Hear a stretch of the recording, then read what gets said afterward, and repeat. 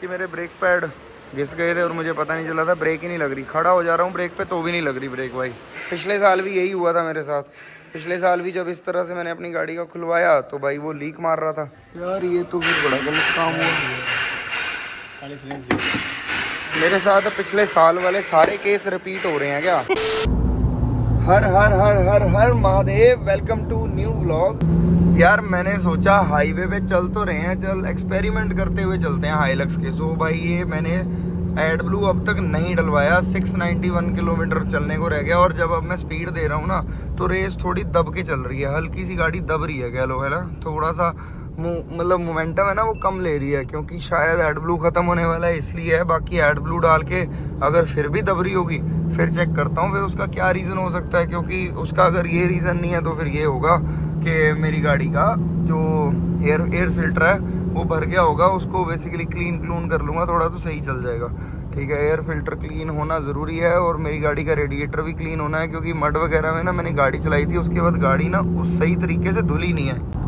क्योंकि आपको याद है अभी लास्ट वीडियो में आपने देखा था ना चंडीगढ़ वाले, उसमें मैंने मड में गाड़ी चलाई थी, वो पूरा मड था प्रॉपर। ठीक है, तो वो धुला नहीं था उसमें मुझे लगता है सही से रेडिएटर। तो रेडिएटर ना धुलने की वजह से ना, या तो उसकी वजह से हो सकता है रेस ड्रॉप हो रही हो, क्योंकि एडब्लू का मुझे लगता नहीं, क्योंकि नो स्टार्ट होता है वो तो बस उसके बाद कि एडब्लू नहीं है तो आपकी गाड़ी स्टार्ट नहीं होगी, यही होता है बस, और तो कुछ नहीं है। तो बट अब उसमें मेरे साथ दोनों में से कोई तो चीज़ हो रही है कि गाड़ी स्पीड नहीं पकड़ रही है। जैसे अब मैं ये देखो रेस हुआ है, मैंने पूरी रेस फुल दबा दी, ठीक है, और यहाँ लैग आ रही है थोड़ा सा, स्पीड आवाज़ ज़्यादा कर रही है, स्पीड कम ले रही है, कुछ तो है। फिर एक बार पूरी रेस दे देता हूँ, रेस फ्री हो जाती है और मोमेंटम नहीं पकड़ती, फिर छोड़ के 2-3 बार फिर देनी पड़ती है रेस, फिर काम करती है।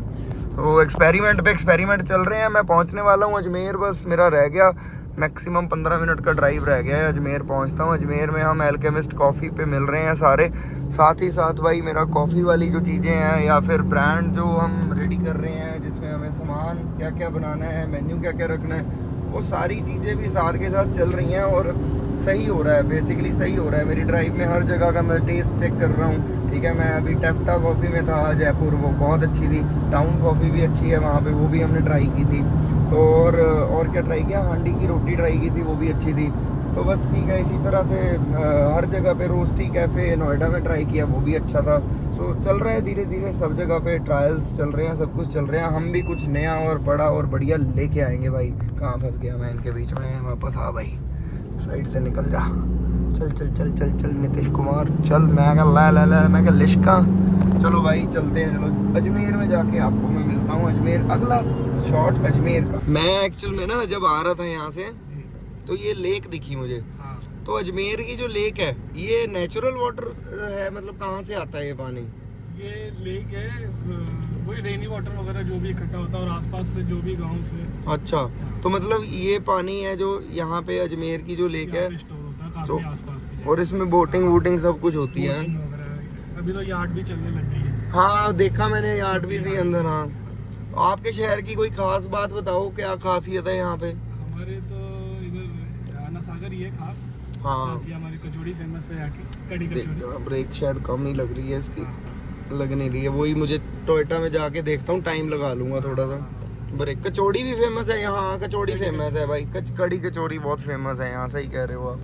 मैं एक्चुअली जहाँ पे भी जा रहा हूँ ना, मैं कोशिश कर रहा हूँ कि थोड़ा सा कैमरा करके लोकल की चीज़ों के बारे में पूछ लूँ, वो मैं पूछ नहीं पाता, शर्मा के रहता हूँ मैं खुद थोड़ा सा। भाई अजमेर में अपनी गाड़ी घूम रही है, एक गाड़ी उधर आ चुकी है, एक वो पीछे आ गई है भैया की गाड़ी, बाकी गाड़ियाँ अभी और आ रही हैं। अजमेर में हम आए हैं एल्केमिस्ट कॉफ़ी पे, इसी बहाने से मेरी कॉफ़ी के ट्रायल्स हो रहे हैं सारे। और गाड़ी की लुक ना जो रेडिश और ब्लैकिश का कम्बिनेशन है ना, बड़ा सही जच रहा है यार। और डिटेलिंग डेविल की रिफ्लेक्शन आ रही है पूरी, तो डिटेलिंग डेविल्स तो वैसे ही सपोर्ट करते हैं, तो उनकी रिफ्लेक्शन तो वैसे भी ज़रूरी थी इसमें। ये भैया उतर रहे हैं गाड़ी से, मैं कहा भैया की आपका शूट कर लेता हूँ थोड़ा सा।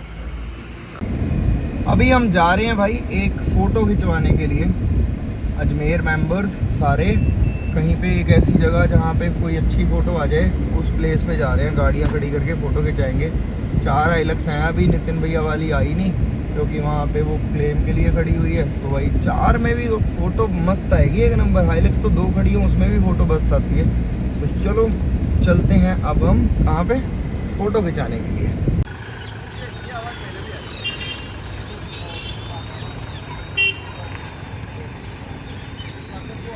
ये क्या आवाज है? ये अभी आई है मेरे में, क्या सीटी मार रहा है? तो ये ब्रेक्स अपनी गाड़ी की लगी नहीं रही थी। ये खत्म है क्या पिछले हैं? रूटर बचा हुआ है देखना, वो ड्रम बचा हुआ है। ड्रम सही कर दो चेंज यार, इसी की वजह से नहीं लग रही। आगे भी इशू है ब्रेक पैड का, कर दो। पिछले इंडिया मीटअप पे भी यही हुआ था कि मेरे ब्रेक पैड घिस गए थे और मुझे पता नहीं चला था, ब्रेक ही नहीं लग रही। खड़ा हो जा रहा हूँ ब्रेक पे तो भी नहीं लग रही ब्रेक भाई। सो चलो टाइम से पता लग गया, एटलीस्ट ब्रेक तो लग जाएगी अब। हाँ, ब्रेक चेंज करा लेते हैं। अब कितने किलोमीटर पे हो रही है ये तो मुझे भी याद नहीं है, पर अभी चेक करके रिकॉर्ड से बता दूंगा वो तो कितने किलोमीटर पे हो रही है ये। नए ब्रेक पैड्स भाई बचाव हो गया ये तो। थोड़ी देर और ऐसे चलाता तो रूटर चला जाता जैसे पिछली बार चला गया था। थोड़ी देर और चलाता तो रूटर चला जाता है ना। चलो जी, डल जाएंगे ब्रेक पैड तो कम से कम ब्रेक के लग जाएंगे। मैं भी सोचूं यार ब्रेक के क्यों नहीं लग रही, क्या ही कहानी है ब्रेकों की। अब कम से कम मैं खुल के गाड़ी चला पाऊंगा। मैं गाड़ी नहीं खुल के चला पा रहा था यार, ब्रेकें ही नहीं लग रही थी भाई गाड़ी की। चलो nice nice nice nice nice nice ना ना ना नाइस। ये जो मेरे फ्रंट के ब्रेक पैड्स थे ये अनइवन मेरा रूटर होने की वजह से जल्दी घिसे हैं।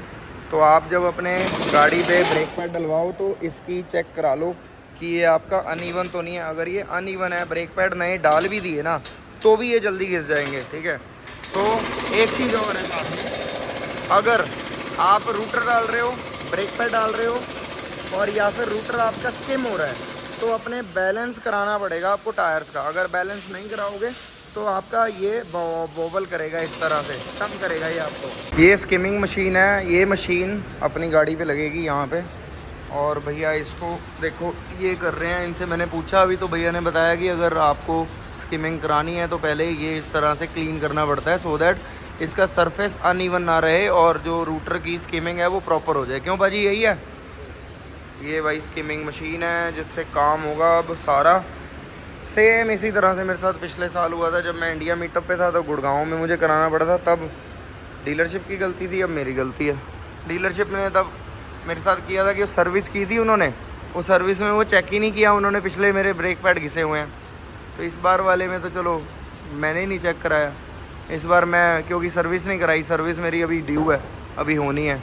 ये देखो भाई ये रन आउट ले रहा है अभी, ठीक है। जो यहाँ पे जैसे 0.5 जब आए उसके बाद ये उस हिसाब से इसको सेट करेंगे। रन आउट आपका अगर ख़राब होता है तो फिर अनइवन मतलब आपकी गाड़ी का रूटर है। तो रन आउट सही हो जाता है तो अनइवन नहीं रहता फिर रूटर, है ना। और रन आउट कितने तक आए तो गाड़ी को स्किम कराना चाहिए रूटर को? रन आउट तो डायल गेज से चेक होता है। हाँ जी, वो तो डायल गेज से चेक होगा। हाँ डायल गेज से चेक होगा। तो अपने लाइन ऐसे आ रही है तो वो चेक करने की ज़रूरत ही नहीं। वैसे ही। हाँ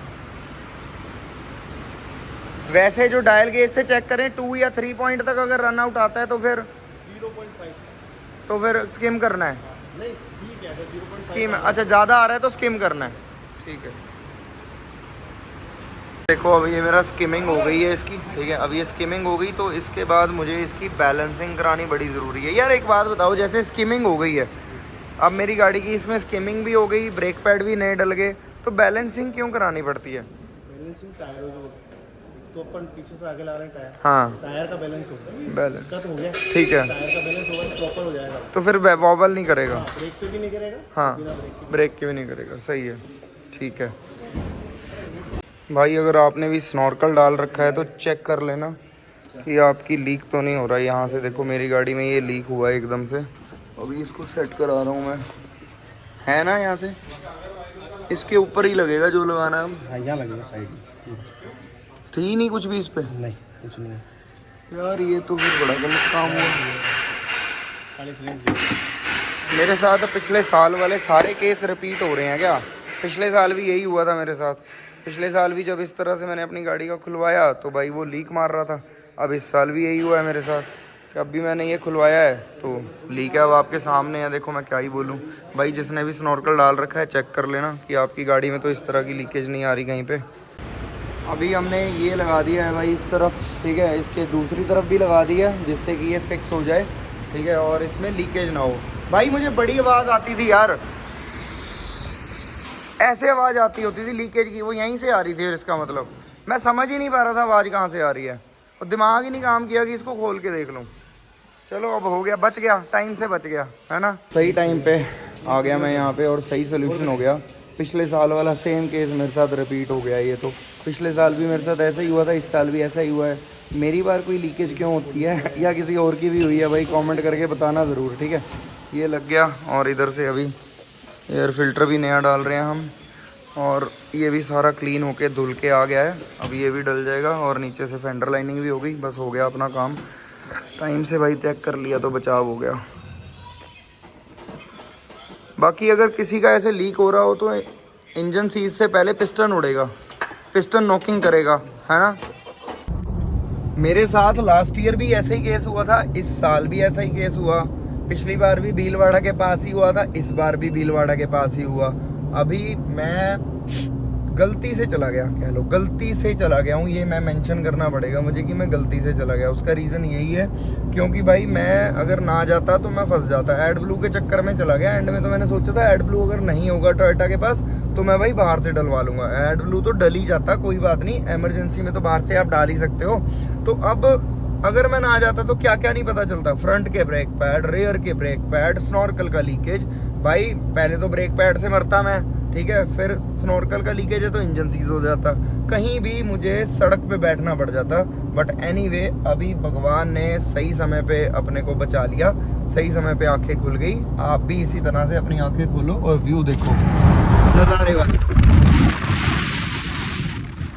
ज़रूरी है, अच्छी अच्छी बातें ज़रूरी हैं। अभी मैं अजमेर से जा रहा हूँ भीलवाड़ा, भीलवाड़ा वालों से मिलके फिर मैं नाथ द्वारा कोशिश करूँगा पल्लव भाई से मिलने की। पल्लव भाई से मिलके फिर सीधा भाई उदयपुर वालों से मिलके फिर भाई जुबिन भाई का रिजॉर्ट है, वहाँ पे ही सोच रहा हूँ कि सो जाऊँ थोड़ी देर, ड्राइव सुबह कर लूँगा। बट ब्रेकफास्ट रख लिया हमने अहमदाबाद में। अब अहमदाबाद में ब्रेकफास्ट रख लिया है तो कह लो उड़ता तीर समझ लो या कुछ भी समझ लो, तो भाई वो मेरे को अभी जाके प्लान करना है। सो देखते हैं क्या प्लानिंग होगी। और अभी देखो स्टीयरिंग अपना वॉबल कर रहा है, पूरा वॉबल कर रहा है, तो इसकी अलाइनमेंट तो चलो निरंजन भाई ने कर रखी है, बट इसकी बैलेंसिंग करानी है। बैलेंसिंग ज़रूरी है, बैलेंसिंग नहीं होगी तो मुझे दिक्कत हो जाएगी, फिर बैलेंसिंग करानी पड़ेगी। वॉबल पूरा वॉबल कर रहा है स्टीयरिंग मेरा। अलाइनमेंट भी थोड़ी सी चेक करा लूँगा, निरंजन भाई को फ़ोन कर दूंगा, क्योंकि यार पता क्या हुआ है कि पिछले टायर आगे कर दिए मैंने, तो एक बार अलाइनमेंट भी चेक करा ही लूँगा। गाड़ी भी चली गई है अब तो 2,500-3 हज़ार किलोमीटर तो चली चुकी, ज़्यादा चल गई होगी। हाँ इतनी तो 2-2.5 हज़ार तो शायद, हाँ हिसाब नहीं लग रहा, अभी दिमाग ख़राब है मेरा, भूख लगी है, कुछ खाने का मन कर रहा है, कुछ खाया भी नहीं है। तो चलो एक बार मैं हरिंदर डी गराज को फ़ोन लगा लूँ, उसको बता दूँ आज का स्टोरी सारी, फिर मैं आपको अगले सीन में मिलता हूँ भीलवाड़ा के रास्ते पे। चल मेरा वीर।